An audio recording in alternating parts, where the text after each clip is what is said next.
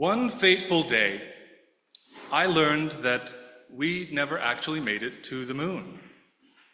It was just a propaganda war meant to bankrupt the Soviet Union. Then I found out that the Earth is actually flat, and space agencies and governments are conspiring to hide the true shape of the Earth. I'm doubtful whether the Earth is also hollow, although I'd like to believe that advanced civilizations, mythical creatures, and dinosaurs still roam free down there. Would you believe that 9/11 was an inside job? Shape-shifting reptilians, aliens controlling the Earth. Vaccines cause autism, and the COVID-19 global pandemic wasn't real. Call me a conspiracy theorist, but wake up, people. Now, what's obvious to me is often nonsense, can be complete nonsense to you. Don't you want to know why? How can we have so many differences of opinion and deeply held beliefs that clash so violently some of our fellow citizens are preparing for civil war? The stories we tell ourselves can bind us together, or they can tear us apart. Take the story about money, for instance. I hold in my hand a $20 bill. This little piece of paper costs 16 cents to make. It's only worth 16 cents. It is a story so carefully crafted, so powerfully protected, and so desperately desired that we actually believe it's worth 2,000 cents. The joke's on us because it's worth less and less every day. Yuval Noah Harari, a prominent Jewish historian, author, and public speaker, says money is the most successful story ever told.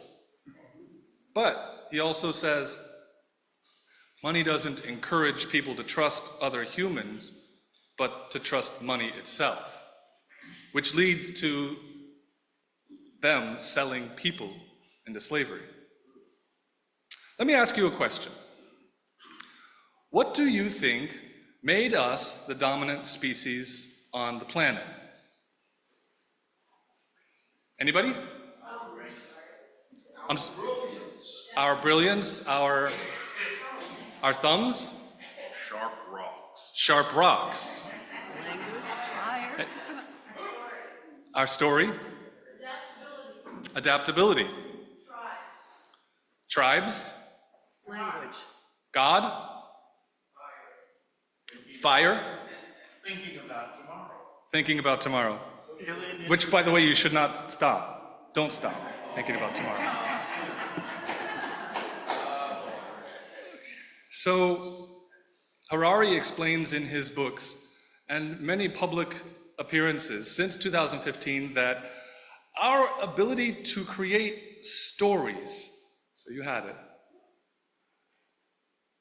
and believe in things that do not physically exist in the real world is what made us the dominant species on the planet. Here's my point. The stories we tell ourselves, and more importantly, the ones we share and believe in, shape our reality. And our reality shapes our identity and our vision for ourselves and the future. Let me repeat that again. The stories we tell ourselves, and more importantly, the ones we share, and then we believe in it, shape our reality. And then our reality shapes our identity and our vision for the future. Remember that, and we'll return to Yuval Noah Harari in a minute. Our beliefs are the threads that weave the tapestry of our lives. They color our perceptions, inform our choices, and mold our interactions with the world around us. From my mundane belief that this podium will hold my tablet, here but not on the International Space Station, to my profound belief that life has meaning in a thread of universal truth that runs through all of human history. Our beliefs shape the fabric of our reality. They determine how we perceive what we see, what we hear, and how we interpret the events that unfold around us. I'm speaking about the power of belief. It can lead us down divergent paths, and one person's deep truth can be another's sad delusion. The conspiracy theories I shared earlier, and other popular narratives, while seemingly absurd to some, hold a powerful grip on the minds of those who subscribe to them. These beliefs shape their reality, influencing their actions and their relationships with others. But beliefs are not static. They can evolve and transform throughout our lives, shaped by our experiences, our relationships, and our reflections. Contrary to popular belief, we are not what we eat. We are who we meet. We are constantly bombarded with information, ideas, and perspectives that challenge our existing beliefs and force us to reevaluate our understanding of the world. That process fascinates me. A wild idea is shared over social media and picked up by news media or bloggers or podcasters, influencers, and politicians. How does that idea become the new dominant narrative of a movement shared across the country? The transformation of someone's crazy idea into a dominant narrative is a complex process, shaping beliefs and behaviors that often bypass rational scrutiny. How did this happen to us? The internet and social media platforms have democratized the spread of information, allowing anyone to share their ideas and opinions with a global audience. This has created a fertile ground for rapid dissemination of alternative narratives and adaptive theories. It's a funny way of saying conspiracies, but never before had it been so easy to share information. People tend to seek out information that confirms their existing beliefs, surrounding themselves with like-minded individuals and following self-promoting influencers. This is the mother of all biases, confirmation bias. It creates echo chambers, while alternative narratives can be amplified and reinforced, making them seem more credible and widespread than they actually are. In an era of political polarization and declining trust in traditional institutions, most people are more susceptible to alternative narratives that challenge the official version of events. This can create a fertile ground for adaptive theories and other forms of misinformation to take root. Conspiracy theories often offer enticingly simple, emotionally gripping narratives that promise a sense of order and control in a world fraught with complexity and uncertainty. They deftly exploit people's fears, anxieties, and yearnings for belonging, often distorting or cherry-picking specific facts out of context. This makes them particularly alluring to those who feel marginalized, victimized, or disenfranchised. We know what they're up to, the conspiracy theorist declares. In a world inundated with information, the ability to discern between credible sources and misinformation is crucial. Many people lack the critical thinking skills and media literacy training necessary to effectively evaluate information and track sources. This makes us more susceptible to the allure of alternative theories. It's a call to action for us to sharpen our critical thinking skills and become more discerning consumers of information. So, the journey from fringe idea to dominant narrative is often fueled by all these factors, from disseminating on a platform to a receptive audience, fueled by confirmation bias and mistrust of authority. Through emotional appeal and narrative simplicity, conspiracy theories can further amplify their reach, especially without critical thinking, media literacy skills. Now, why do I bother to take 4 minutes here to explain conspiracy theories and how they take hold? Because we use the exact same mechanisms in our brain and in society to transmit our beliefs, values, and stories. What's the difference? What's the lesson? In my journey, after years of study on cognitive science, biases and heuristics, spiritual and religious practices, and philosophical and scientific inquiry, I've boiled it down to one simple reminder. Question your truth. Do not blindly accept your presuppositions without applying rational scrutiny. How else would you know if you're passing along misinformation or conspiracy theories? But how do we navigate these challenges within our community? Unitarian Universalists embrace the diversity of beliefs within their shared vision of beloved community. What does that mean for us today? We come together for worship, but to whom or what do we offer worship?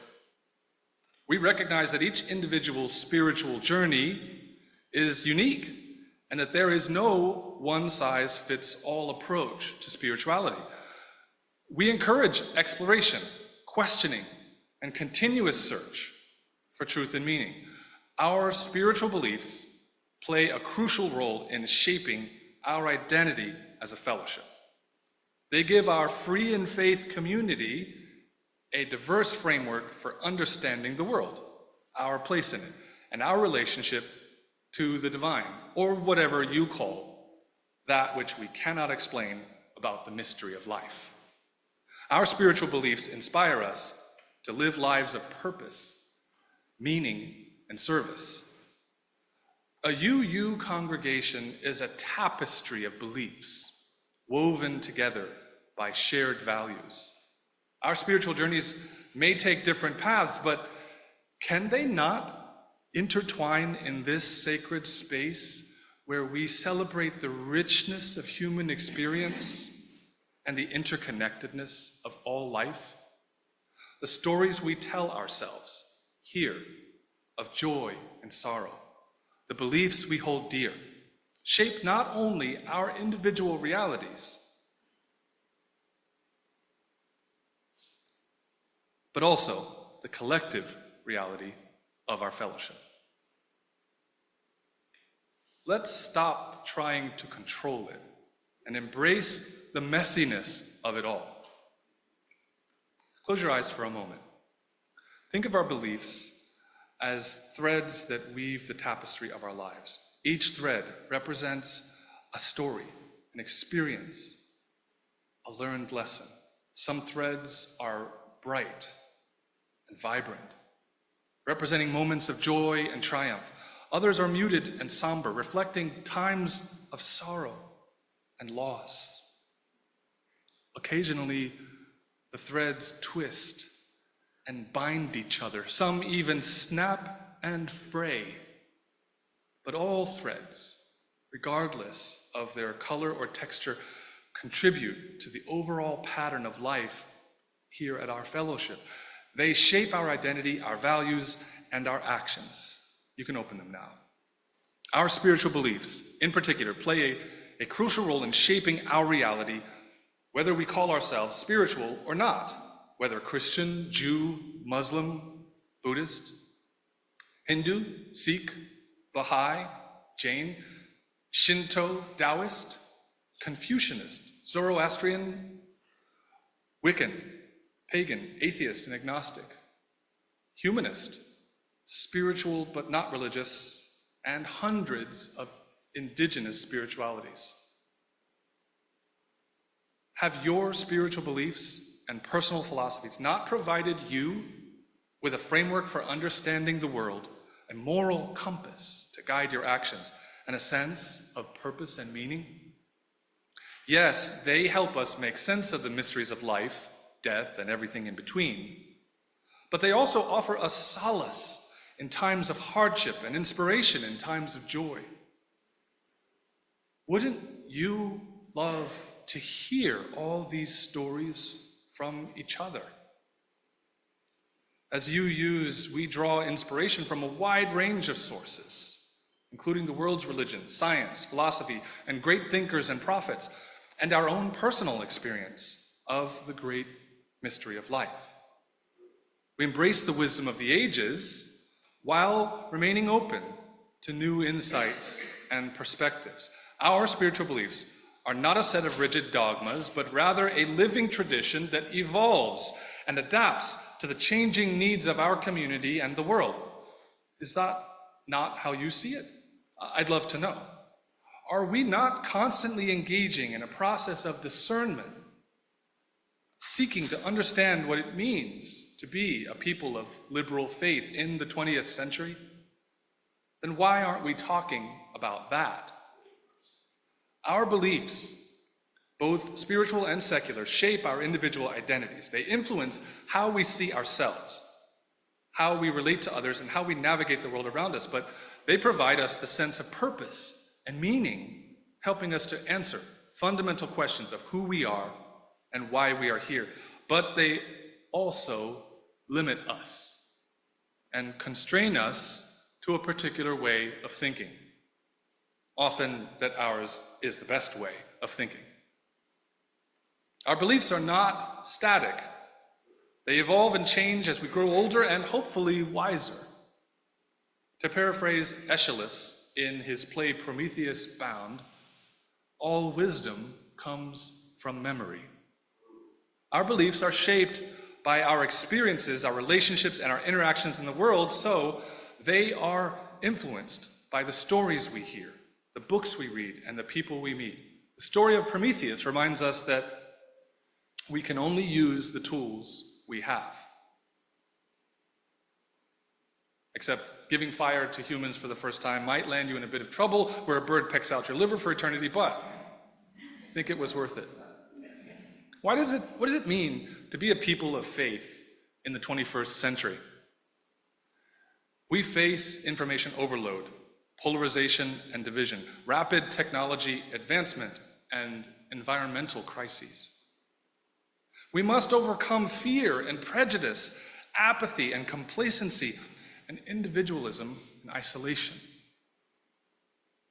But we come together through open dialogue and deep listening, shared experiences and rituals, collective action, and a lifelong learning and growth.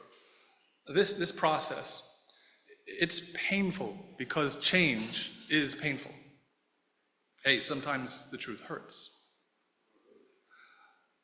My mother, Barbara Roth, worked over 20 years as a large gift officer at Catholic Relief Services, which had rooted its identity and viewed itself as a social justice organization.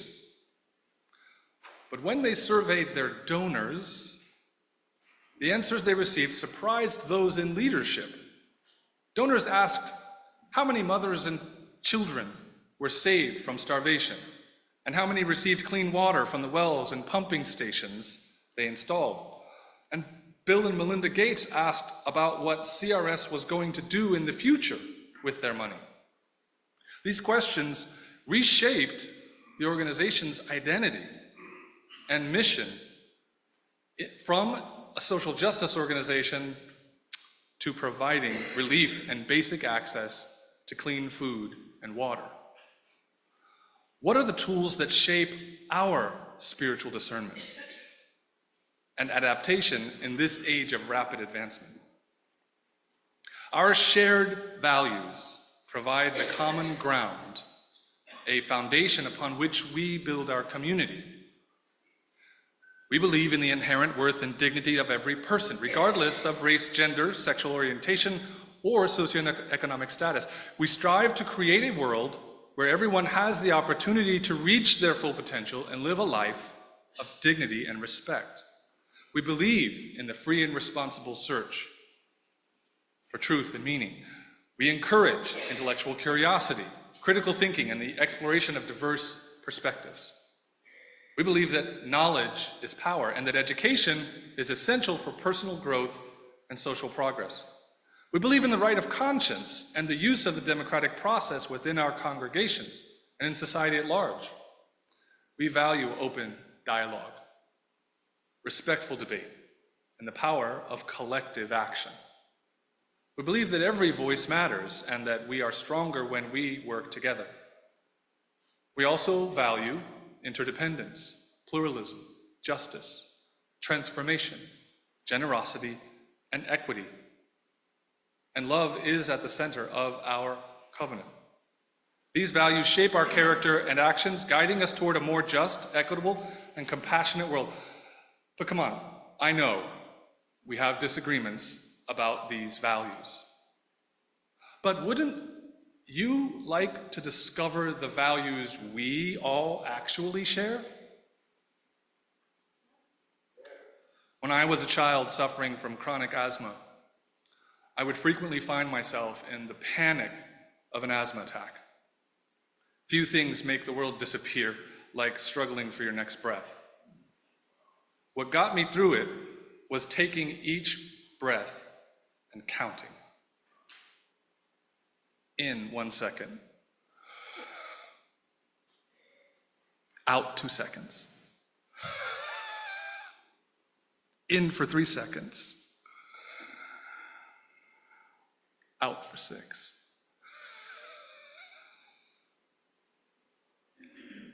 What's the lesson? Start with what you can do and do it well. Your capacity will naturally grow. As you use, we are called to challenge the dominant narratives that perpetuate injustice and inequality. We're called to create new stories, stories that celebrate our interconnectedness, our shared humanity, and our responsibility to care for one another and the planet.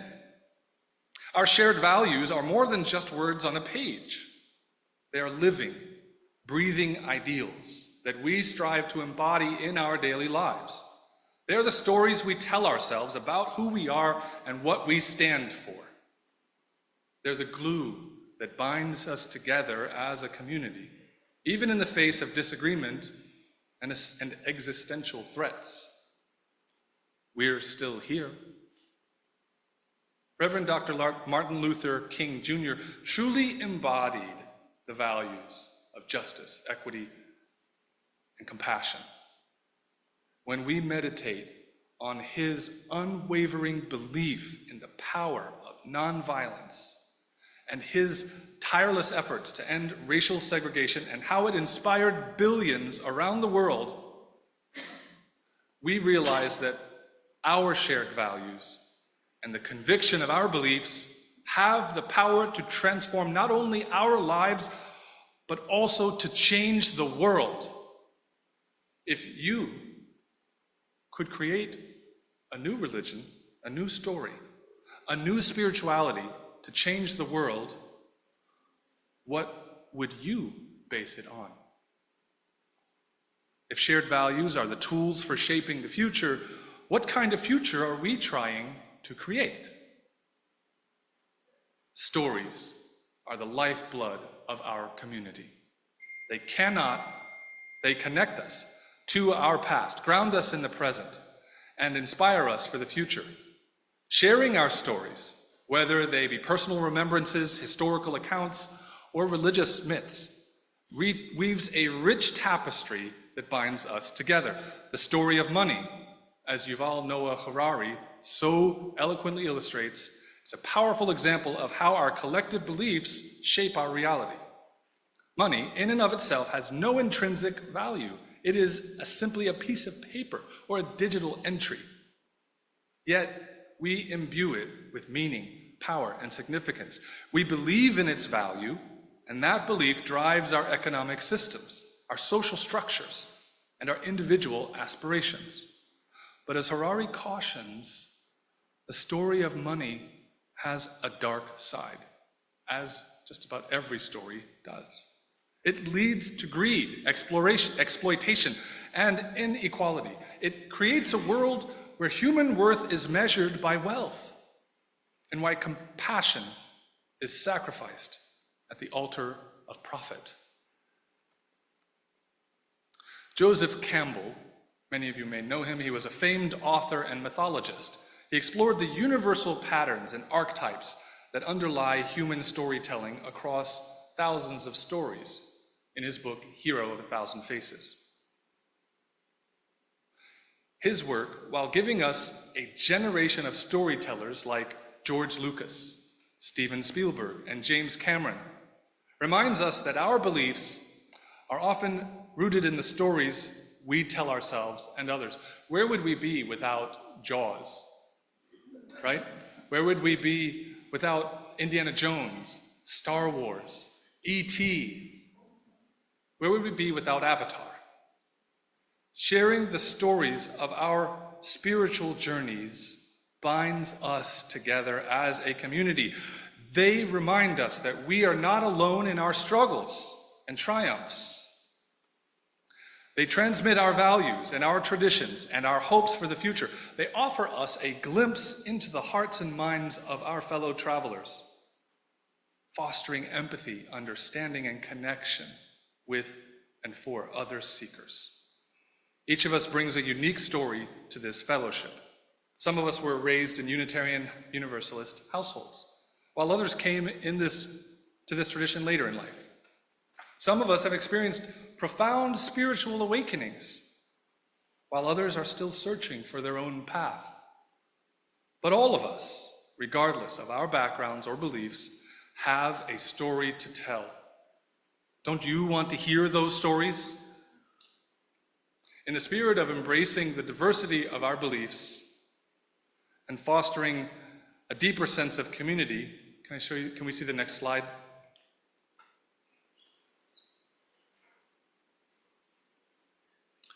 I invite you to embark on a transformative journey together. Starting on September 22nd, we will begin a 10-week program called A Journey for Spiritual Renewal. Next Sunday, after the service, will be our kickoff event. Not too big, not too long. But every Sunday after that, from the 22nd on, will be from 9 to 10 a.m., we will gather in the Parker Room to delve into the heart of our spirituality, exploring themes of mystery, the sacred, ethics, interconnectedness, and the power of ritual. This journey is not about conforming to a single belief or a single belief system, but about honoring the unique tapestry of our individual and collective experiences. We will engage in open dialogue, share our stories, and explore diverse spiritual practices, all while fostering a deeper sense of connection and belonging with our fellowship. I believe this will complement the wonderful response we've had to the, why am I forgetting that? I should have wrote it down. No, the Soul Matters, yes. Yes, I believe it will complement Soul Matters. It will work differently, but add to a process that we can grow together as a community. We'll talk about unveiling the mystery within, explore the sacred in our lives, embrace ethical living, celebrate unity and interconnectedness, cultivate spiritual practices, nurture community and shared values, honor rituals and celebrations, and answering the call to service and sacrifice, embody universal truth, and co-create our shared covenant. I encourage each and every one of you to join on this spiritual transformative journey. Together, we can rediscover the sacred within ourselves, strengthen our bonds as a community, and create a shared vision for the future that reflects our deepest values and inspirations. By week 10, we're going to engage in a collaborative process to draft a new covenant for UEFBR. It will not be binding. That's something that comes out of another process called mission and vision. However, imagining where we're going is at the heart of this journey. Our goal is to engage in the process of healing our divisions, reinvigorate our worship, and preparing ourselves to reshape our vision and mission. In the words of the poet Maya Angelou, I've learned that people will forget what you said. People will forget what you did. But people will never forget how you made them feel. May we always strive to create a community where everyone feels valued, respected, and loved. May it be so. Thank you for listening.